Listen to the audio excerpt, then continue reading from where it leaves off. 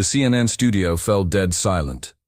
Former House Speaker Newt Gingrich had just launched what he thought would be a devastating attack on Congresswoman Jasmine Crockett. His weathered face twisted into that familiar smirk he'd perfected during decades of political warfare, the same expression that had intimidated countless politicians on Capitol Hill. But what happened next stunned everyone watching. Jasmine Crockett didn't flinch. She didn't stutter or stumble over her words like so many others had when facing Gingrich's legendary rhetorical attacks. Instead, she delivered a response so cold, so calculated, and so brutally effective that it left the 80-year-old political veteran speechless for the first time in his career. The studio lights seemed to dim around Gingrich as his confident demeanor crumbled in real time. Within minutes of her response, Jan Crockett destroys Newt was trending worldwide, with millions of Americans sharing clips of the moment that would reshape how political confrontations are viewed in modern America. This wasn't just another political debate between talking heads, arguing over policy details that most viewers would forget by morning. This was the moment a young black congresswoman from Texas showed America that the old guard's intimidation tactics don't work anymore. This was generational warfare playing out on live television, with millions watching as decades of political assumptions were shattered in a matter of minutes. And Newt Gingrich, the man who once brought down a Democratic speaker, who revolutionized Republican politics with his aggressive tactics, who had made a career out of demolishing opponents with surgical precision, was about to learn that lesson the hard way. The predator was about to become the prey. Before we dive into how Jasmine Crockett dismantled one of politics' most notorious fighters, and I mean completely destroyed him in a way that political insiders are still talking about, hit that like button and subscribe so you don't miss any of these explosive political showdowns. Because what you're about to see is a masterclass in political combat that will change how you view power dynamics in Washington forever. Trust me, you're going to want to see every second of how this plays out. The camera operators seemed to sense the historical significance of the moment, zooming in on Gingrich's face as the color drained from it, and he realized he'd just made a massive mistake. His eyes darted around the studio as if looking for an escape route that didn't exist. But it was too late. The trap had been sprung, and Crockett had already won before most viewers even realized the battle had begun. To understand why this confrontation was so devastating, you need to know who these two people really are, and why this moment mattered so much to the future of American political discourse. This wasn't just a random clash between two politicians. It was a collision between two completely different worlds, two different eras, and two completely different approaches to power. Newt Gingrich walked into that CNN studio thinking he was facing just another young Democrat he could easily intimidate with his reputation and decades of experience. At 80 years old, he'd been playing political hardball since before Jasmine Crockett was born. This is the man who orchestrated the Republican Revolution of 1994, who brought down Democratic Speaker Jim Wright through relentless investigation and pressure, and who turned political combat into an art form that Republicans still study today. Gingrich had built his entire career on a simple but effective formula: present yourself as the smartest person in the room. Use historical references to demonstrate your intellectual superiority. Ask loaded questions designed to trap opponents, and then watch them squirm as they try to escape your rhetorical snares. His strategy was devastatingly simple: appear scholarly and reasonable, while delivering attacks so precise and brutal that opponents looked foolish, extreme, or completely out of their depth. For decades, this approach had worked flawlessly. Politicians would come into debates or interviews with Gingrich, thinking they could match his intellect or his rhetorical skills, only to find themselves twisted into knots by his relentless questioning and superior preparation. He'd made a career out of making other people look stupid, while positioning himself as the wise elder statesman who understood the deeper currents of American politics. But Jasmine Crockett isn't your typical target, and this wasn't going to be a typical political ambush. The 43-year-old congresswoman from Dallas came to Washington with a background that prepared her for exactly this kind of intellectual and political combat. Before entering politics, she was a civil rights attorney who'd spent years going toe-to-toe with powerful opponents in courtrooms across Texas, where intimidation tactics and condescending attitudes were standard weapons used against young black lawyers. Crockett had faced down hostile judges who questioned her competence based on her age and race. She'd gone up against aggressive prosecutors who tried to overwhelm her with their experience and connection. She'd battled corporate lawyers who thought they could bulldoze her with their prestigious law firm credentials and Ivy League degree. And in every case, she'd learned that the only way to win was through superior preparation, unshakable confidence, and the ability to turn opponents' arrogance against them. Crockett had also learned her political skills in the brutal environment of the Texas legislature, where she'd already proven she could handle veteran politicians who underestimate her based on her age, race, and gender. She'd made a name for herself by asking pointed questions that exposed hypocrisy and forcing uncomfortable conversations about race and inequality that many politicians wanted to avoid at all costs.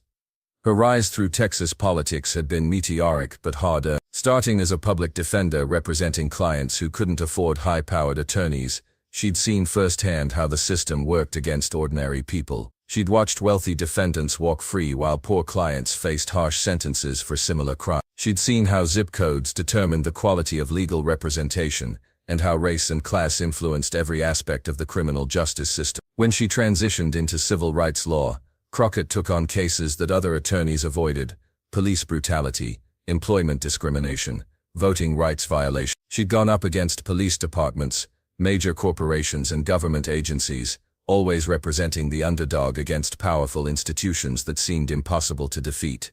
Her entry into politics had been driven by frustration with the pace of change through the court. She realized that real systemic change required getting inside the system and fighting from within. Her campaigns had been grassroots affairs, powered by small donations and volunteers who believed in her message of justice and equality. The stakes of this particular confrontation were enormous and extended far beyond the television studio. This wasn't happening in some backroom committee hearing that only political junkies and C-SPAN addicts would watch. This was primetime CNN, with millions of viewers tuning in to see how the new generation of Democratic leaders would handle attacks from Republican veterans who had decades of experience in political warfare.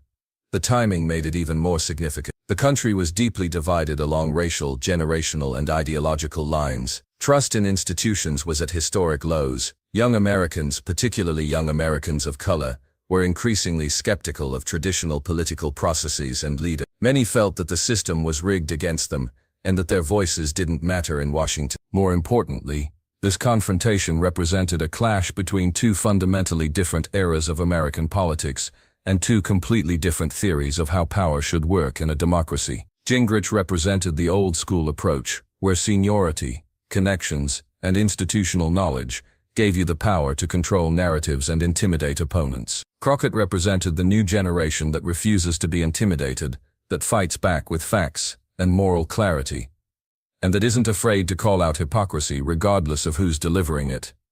The setup was perfect for drama. An 80-year-old white man with decades of political experience, facing off against a 43-year-old black woman who'd been in Congress for less than 2 years. On paper, it looked like a mismatch. Gingrich probably thought it would be easy. He was about to learn how wrong he was. The tension started building the moment both guests were introduced on Anderson Cooper 360.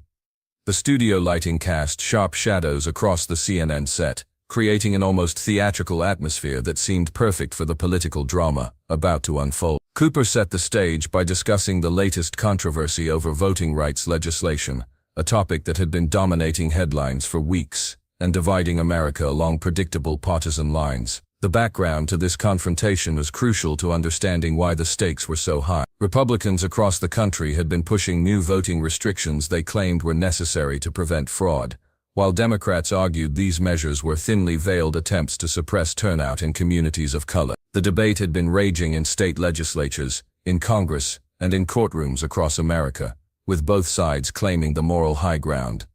Gingrich came out swinging immediately, his confidence evident in every gesture and inflection. His opening statement was classic Newt, a carefully crafted mixture of historical references, designed to showcase his intellectual credentials, dire warnings about the future of democracy, and thinly veiled accusations designed to put Democrats on the defensive before they could even present their own argument. Anderson, what we're seeing here is the most radical attempt to federalize elections in American history.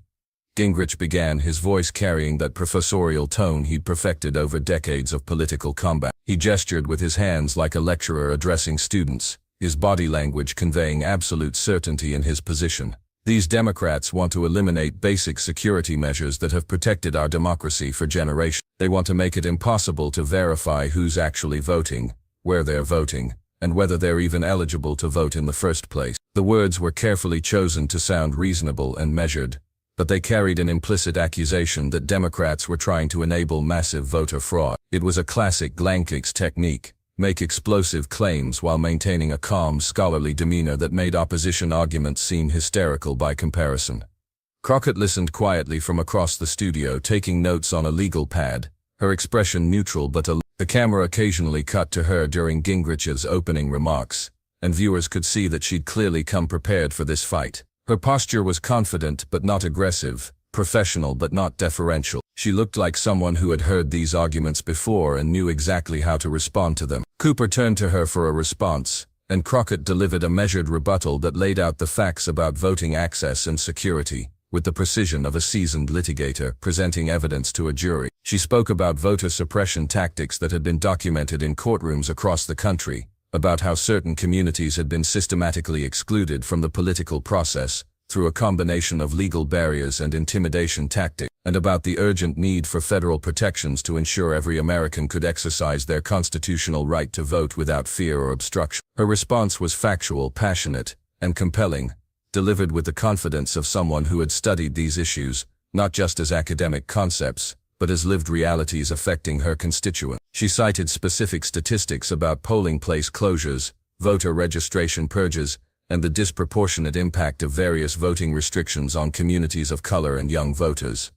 But Gingrich wasn't done with his prepared attack strategy. He'd been waiting patiently for his chance to spring the rhetorical trap he'd been setting up since the beginning of the segment, the kind of loaded question that had destroyed countless political careers over the decade. "Congresswoman Crockett," Gingrich interrupted, his tone shifting to that condescending register he used when he thought he had someone cornered and was about to deliver a devastating blow. His voice carried the confidence of someone who had used this exact technique hundreds of times before with great success. "Let me ask you a simple question that should be easy for someone in your position to answer. You talk a lot about voting rights and suppression, but can you name one specific person who was actually prevented from voting in the last election because of these so-called suppression tactics you keep talking about?" The question was vintage Gingrich, carefully crafted to put Crockett in what seemed like an impossible position no matter how she responded. If she couldn't name specific individuals, he'd claim that voter suppression was nothing more than a Democratic talking point with no basis in reality. If she did provide examples,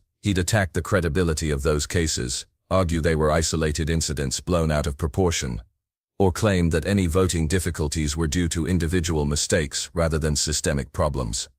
But Crockett didn't take the bait. Instead, she smiled slightly and said, "Mr. Gingrich, that's an interesting question. Let me ask you one in return. Can you name one case of the kind of massive voter fraud that you and your party claim justifies making it harder for people to vote?"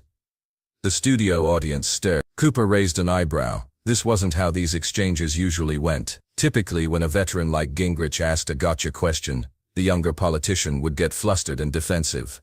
Gingrich's expression hardened. He wasn't used to having his questions turned back on him, especially not by someone he clearly considered beneath his political weight class. "Well, that's not what I asked you," he replied, his voice taking on an edge. "I asked you a specific question about voter suppression. Can you answer it or can't you?" The condescension was now unmistakable. Gingrich was using the tone you'd use with a child who wasn't paying attention in class. It was a deliberate attempt to make Crockett look inexperienced and unprepared. Crockett's expression didn't change, but something shifted in her posture. She sat up straighter, and when she spoke again, her voice carried a new intensity. "I can absolutely answer your question, Mr. Gingrich, but I think it's telling that you can't answer mine. You want to talk about specific cases. Let's talk about the 2,000 Texans who were purged from voter rolls before the 2020 election. Let's talk about the polling locations that were closed in communities of color. Let's talk about the students who were told their college IDs weren't valid for voting but gun licenses were." She was listing specific examples rapid fire, each one backed up by documentation that she clearly had at her fingertips. But she wasn't done. "But here's what's really interesting, Ms. Gingrich. You've spent years claiming that voter fraud is rampant, that our elections are compromised by massive cheating. So I'll ask you again, can you name even one case where this supposed widespread fraud actually changed an election outcome?" Gingrich was visibly frustrated now. His usual tactics weren't working, and Crockett was doing something that rarely happened to him. She was putting him on the defensive while maintaining complete control of her messaging. "Look, young lady," Gingrich said, and the phrase hung in the air like a bomb waiting to explode. You're clearly not understanding the broader implications here. This isn't about individual cases. It's about the integrity of our entire electoral system. Young lady, he'd actually said it in 2024 to a sitting member of Congress on national television. The reaction was immediate. Cooper's eyebrows shot up. You could almost hear the collective intake of breath from the studio audience. Crockett's expression shifted from professional politeness to something much colder. "Excuse me," she said, her voice deadly quiet. "Young lady?" Gingrich realized immediately that he'd made a mistake, but it was too late to take it back. He tried to brush it off. "I simply meant that as someone newer to Congress." But Crockett cut him off. "No, Mr. Gingrich, you meant exactly what you said. You called me young lady because you think that somehow diminishes my authority or my expertise. Let me be very clear about something." The studio was completely silent now. Even Cooper seemed to sense that something significant was about to happen. "I am Congresswoman Crockett. I was elected by the people of Texas's 30th District to represent them in the United States House of Representatives. I am not your student, I am not your mentee, and I am certainly not your young lady. I am your equal in this democracy, regardless of what your ego might tell you." The words hit like hammer blows. Gingrich's face was reddening, but Crockett wasn't finished. "And since we're talking about understanding broader implications, let me help you understand something. The reason you can't answer my question about voter fraud is because you know it's a lie. You know that the integrity you're worried about isn't threatened by people voting. It's threatened by people like you who can't win elections on the merits of their ideas anymore." The escalation was complete. What had started as a policy debate had become something much more fundamental, a confrontation between the old politics of intimidation and the new politics of fearless truth-telling. Gingrich was cornered, and everyone watching knew it. But the worst was yet to come. What happened next would be replayed millions of times across social media and analyzed by political commentators for weeks to come. Gingrich, clearly rattled by Crockett's refusal to be intimidated, decided to go for what he thought would be the kill shot. "Congresswoman," he said, putting deliberate emphasis on the title in what seemed like a mockery of her earlier correction. "Let me explain something to you about how politics actually works in Washington. I've been studying and practicing politics since before you were born. I revolutionized the Republican Party. I helped change the course of American history, and I've written more books about politics and history than you've probably read." It was a breathtaking display of arrogance, even by Gingrich's standard. He was essentially arguing that his age and experience made him inherently superior to anyone newer to the political scene. "So when I tell you that these voting rights proposals are dangerous," he continued, "perhaps you should listen to someone who actually understands the historical context and the real-world implications of what you're proposing." The condescension was so thick you could cut it with a knife. Gingrich had just mansplained politics to a sitting congresswoman on national television while essentially calling her ignorant and naive. Crockett let him finish. She sat there calmly, with that same slight smile on her face, as if she was watching someone dig their own grave and wanted to make sure they had enough time to make it really deep. When Gingrich finally stopped talking, the silence stretched for several seconds. Cooper looked like he was about to jump in, but Crockett held up a slight hand gesture that clearly meant, "I've got this." When she finally spoke, her voice was calm, measured, and absolutely devastating in its precision and moral clarity. "Ms. Gingrich, I want to thank you for that response, because you've just demonstrated exactly what's wrong with the old guard of American politics better than any textbook or political science lecture ever could. You think that because you've been around longer, that somehow makes you wiser or more qualified to speak on these issues. You think that because you wrote some books and held some positions decades ago, that means everyone else should automatically defer to your supposed expertise and bow down to your political wisdom." She paused deliberately, letting that observation sink in with the studio audience and the millions watching at home. The silence stretched just long enough to make everyone uncomfortable, including Gingrich himself. "But here's what you've actually demonstrated with your long and storied career. You've shown us exactly what happens when people prioritize personal power over democratic principles. You resigned in disgrace as Speaker of the House after your own party turned against you. You were hit with ethics violations for using tax-exempt charitable funds for explicitly political purposes. You left your cancer-stricken wife to marry your mistress. then had the unbelievable audacity to lead the impeachment of Bill Clinton for infidelity while you were having an affair yourself. The brutality of this recitation was breathtaking in its completeness and accuracy. Crockett wasn't just throwing random insults. She was systematically dismantling Gingrich's entire argument by reminding everyone of his actual record, his actual behavior, and his actual character over the course of his political career. So when you talk about understanding how politics actually works in Washington, what you're really describing is a system of rank hypocrisy, institutional corruption, and shameless self-dealing that most Americans are absolutely sick and tired of. What you call valuable experience, I call exactly the kind of politics that desperately needs to be changed, exactly the kind of behavior that has driven millions of Americans away from civic engagement. Gingrich's face had gone from red to pale during this systematic destruction of his credibility. He opened his mouth several times as if to respond, but Crockett's momentum was unstoppable, and she clearly wasn't finished with her demolition job. You want to talk about studying politics? I studied constitutional law. I practiced civil rights law.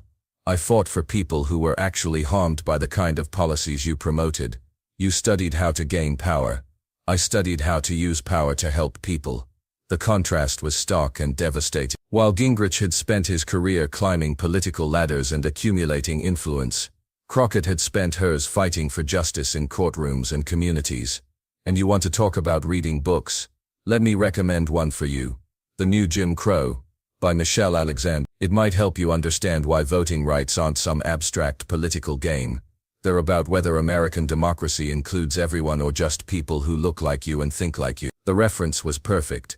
It demonstrated Crockett's intellectual depth while also making a subtle but pointed reference to race and privilege that Gingrich couldn't ignore. But Crockett saved the best for last. You know what the real difference is between us, Mr. Gingrich? You're defending a system that worked for you, that gave you power and privilege and wealth. I'm fighting for a system that works for everyone. You represent the past, a past where calling someone young lady was supposed to put them in their place. I represent the future, a future where competence and character matter more than age and arrogance. She leaned forward slightly, looking directly into the camera. And here's something else for you to study. The people watching at home can tell the difference. The silence that followed was deafening. Cooper looked stunned. The studio audience was completely quiet, and Gingrich looked like he'd been hit by a truck. He tried to rally. Well, that's a very passionate response. But nothing, Crockett interrupted. You came here tonight thinking you could intimidate me with your reputation and your condescension. You thought wrong. The era of old white men talking down to everyone else is over. We're not impressed by your past accomplishments, especially when they're mixed with so many scandals. We're focused on future solutions. Gingrich made one last attempt. I think you're being very unfair. And unfair? Crockett's voice rose slightly for the first time. What's unfair is trying to make it harder for people to vote. What's unfair is calling someone young lady to diminish their voice. What's unfair is lecturing people about integrity when your own record is so problematic. She sat back in her chair, her expression shifting back to that calm, controlled smile. But you know what? I appreciate you demonstrating so clearly why we need new leadership in this country. Thank you for making my point better than I ever could have myself. It was over. Gingrich had been completely, utterly destroyed. Not through personal attacks or cheap shots, but through a methodical dismantling of his credibility and his argument. Crockett had used his own words and his own record against him, and she'd done it all while maintaining her composure and her dignity. Cooper, sensing the moment, tried to give Gingrich a chance to respond, but the former speaker just shook his head slightly. For perhaps the first time in his long political career, Newt Gingrich had nothing to say. The triumph was complete. The immediate aftermath of the confrontation was unlike anything political observers had seen in years. Before the CNN segment had even ended, clips were already being shared across social media platforms. The young lady moment and Crockett's devastating response were spreading like wildfire. Within 30 minutes of the show ending, Crockett destroys Newt was the top trending hashtag on Twitter. The phrase young lady was trending separately, with thousands of users expressing outrage at Gingrich's condescending language. The most shared clip was a 90-second segment that captured the entire arc of the confrontation. Gingrich's dismissive question, his young lady comment, and Crockett's systematic destruction of his credibility. The clip had been viewed over 2 million times within the first hour, with engagement rates that social media experts called unprecedented for political content. The reactions were immediate and intense. Political Twitter exploded with responses that seemed to come from every corner of American society. Progressive activists hailed Crockett as a hero who had finally given voice to the frustration millions felt with the old guard's condescending attitude. Women of all ages shared stories about being dismissed or talked down to in professional settings, saying Crockett's response gave them hope and validation. But perhaps most surprisingly, even some conservative commentators admitted that Gingrich had been outmatched, and that his approach had been counterproductive. Several prominent Republican strategists privately told reporters that Gingrich's performance represented exactly the kind of messaging problem that was hurting the party with suburban women and younger voters. Alexandria Ocasio-Cortez tweeted, "This is what happens when you underestimate black women in politics. Jasmine Crockett just gave a masterclass in how to handle bullies." The disrespect was obvious, and the response was perfect. Stacey Abrams added, "Jasmine Crockett just reminded everyone why representation matters. When you try to intimidate someone who's been fighting her whole life, you better come correct." She came correct. He didn't. The future is watching. Hillary Clinton joined the chorus. Watching Jasmine Crockett handle that condescending nonsense was deeply satisfying. Every woman who's ever been called young lady in a professional setting knows exactly how that felt. Even some Republicans were critical of Gingrich's performance, though they were more careful about how they expressed their concern. Sarah Longwell, a GOP strategist, tweeted, "Whatever you think about the policy issues, calling a sitting Congresswoman young lady in 2024 is just political malpractice." Gingrich looked like exactly the kind of out-of-touch dinosaur that turns off suburban voters we desperately need. The generational divide in the reactions was particularly striking. Older viewers seemed more focused on questions of respect and proper decorum, while younger viewers were sharing memes and TikTok videos celebrating Crockett's mic drop moment. Gen Z users created remix videos of Crockett's response set to popular songs, turning her words into viral anthems of resistance against condescending authority figures. The mainstream media coverage was extensive and largely focused on the generational and gender dynamics of the confrontation. CNN's own post-show analysis featured a panel discussing whether Gingrich's approach represented a broader problem with how senior male politicians interact with younger female colleagues. MSNBC's Joy Reid dedicated a segment to the confrontation, bringing on several black women politicians to discuss the significance of seeing someone like Crockett refuse to be intimidated. "What Jasmine did tonight," Reid said, "was show every young black woman watching that you don't have to accept disrespect, no matter who it's coming from." Even Fox News had to cover the story, though their angle was more critical of what they called Crockett's disrespectful treatment of an elder statesman. But even their coverage had to acknowledge that Gingrich had initiated the confrontational tone. The numbers told the story of the confrontation's impact. The original CNN segment was viewed over 10 million times across all platforms within. Crockett's congressional office reported that their website crashed temporarily due to traffic, and they received thousands of supportive messages from across the country. More importantly, the confrontation seemed to energize Democratic voters, and particularly women of color who saw themselves reflected in Crockett's refusal to be intimidated by traditional authority figures. Fundraising emails that referenced the confrontation were reportedly performing extremely well for Democratic candidates across the country, with some campaigns reporting their best single-day fundraising totals in months. The impact extended beyond just Democratic politics. Women's organizations across the country reported increased interest in political engagement and activism following the confrontation. Several groups organized Jasmine Crockett watch parties for her subsequent media appearances, turning her into a symbol of resistance against workplace discrimination and condescending treatment. Corporate diversity and inclusion trainers began incorporating clips from the confrontation into their presentations, using it as an example of how not to interact with colleagues and how to respond when faced with condescending behavior in professional settings. The political implications were enormous and far-reaching. Crockett, who had already been rising in Democratic circles as a promising young voice, was suddenly being mentioned in the same breath as potential future leaders of the party. Speaking requests poured in from across the country, with universities, civic organizations, and Democratic groups all wanting to hear from the Congresswoman who had stood up to one of the most famous political bullies in American history. Several major Democratic organizations reached out about potential endorsements and partnerships, recognizing that Crockett's star power could help them reach younger voters and communities of color that had been skeptical of traditional political messaging. Political consultants from both parties began studying the confrontation for lessons about how to handle aggressive opponents and how to turn defensive moments into offensive opportunities. Several Democratic training programs added the Crockett response to their curricula for teaching candidates how to handle hostile interviews and debates.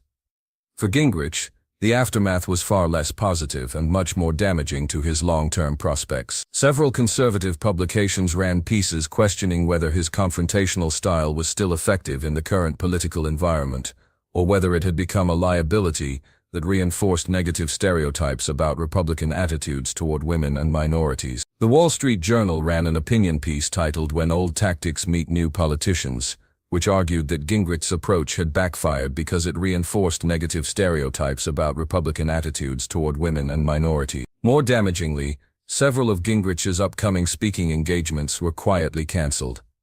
Organizations that had booked him for corporate events suddenly decided they didn't want to be associated with someone who had been so publicly embarrassed. The confrontation also had broader implications for how political debates might be conducted in the future. Several cable news producers were reportedly discussing new guidelines for how guests should address each other, specifically to avoid the kind of condescending language that had gotten Gingrich in trouble. Political scientists began analyzing the confrontation as an example of how generational change was reshaping American politics. Dr. Christina Greer from Fordham University wrote, "What we saw was a collision between two different theories of political authority. Gingrich represents the old model, where age, experience, and institutional position automatically confer authority. Crockett represents the new model where authority has to be earned through competence and character." The voting rights debate that had sparked the original confrontation was suddenly getting renewed attention, but now the focus was on the broader questions of who gets to speak with authority in American politics,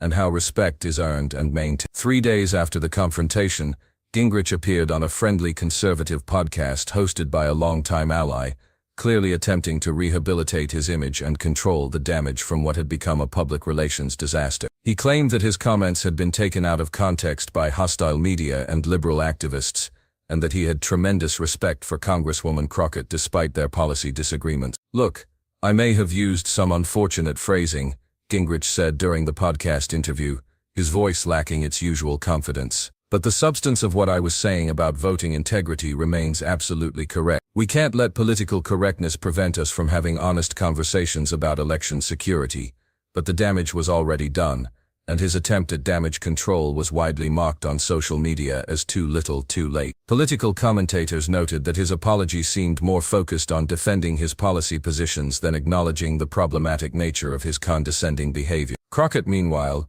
used her newfound platform strategically and effectively, demonstrating the political skill that had made her such a rising star in Democratic circles. She appeared on several major news programs to discuss voting rights and Democratic participation, but she consistently brought the conversation back to policy substance rather than the personal confrontation. When asked directly about Gingrich's comments and behavior, she maintained her composure and stayed focused on the bigger picture. "I think the American people can judge for themselves what they saw and what it represents," she said during an appearance on M. "I'm more interested in talking about how we protect democracy for everyone and ensure that every voice is heard in our political process." Her disciplined messaging and refusal to get drawn into personal attacks only reinforced the impression that she had emerged from the confrontation as the more serious, more focused, and more capable politician. While Gingrich was busy trying to explain away his behavior, Crockett was using the attention to advance her policy agenda and build her national profile. A week after the confrontation, a poll of likely Democratic voters showed that Crockett's favorable ratings had increased by 50. More significantly, when asked which current politicians they thought represented the future of the Democratic Party, Crockett was now being mentioned alongside figures like AOC and Pete Buttigieg. The incident also sparked academic interest. Several universities announced that they would be incorporating the confrontation into their political communications curricula as an example of how power dynamics in political discourse were evolving. Perhaps most tellingly, Gingrich's team quietly canceled his planned book tour for his latest political memoir. Publishers reportedly expressed concern that the confrontation had undermined the book's central premise about the importance of political experience and institutional knowledge. The message was clear: in the new political landscape, respect couldn't be commanded through intimidation or condescension.